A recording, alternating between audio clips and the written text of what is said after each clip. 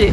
Alors lors du premier confinement, avec les différents groupes scouts mulhousiens, les scouts d'Europe, les scouts musulmans, les éclaireurs israélites, les scouts du groupe de la 5e Mulhouse et de la 1re Mulhouse, on a pu expérimenter différentes actions solidaires, les couturières solidaires, les livraisons de courses aux personnes âgées de la ville de Mulhouse, les livraisons de masques aux populations vulnérables, la production de gel hydroalcoolique et puis l'assemblage de visières aussi, tout ça à un moment donné où ces produits étaient limités dans leur accès.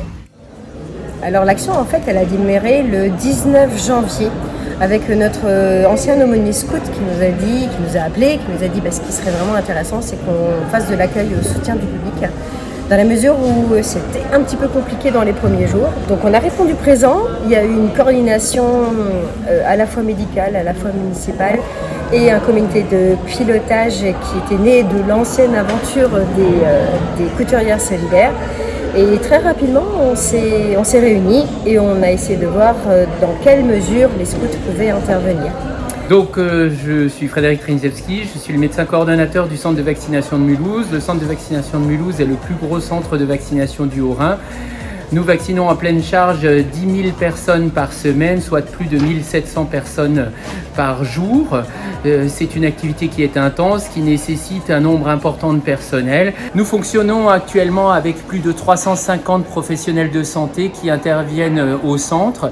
Chaque jour, ce sont pas loin de 60 professionnels de santé qui assurent la vaccination des patients en se relayant en 3 équipes toutes les 4 heures.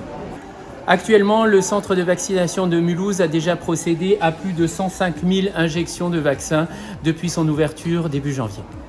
Ce qui me semble vraiment intéressant dans cette action, c'est qu'au départ, l'action a été menée par 3 associations, les Scouts et Guides de France, Wakamoun Projet Solidaire et les Cigales, qui est une association d'étudiants mulhousiennes.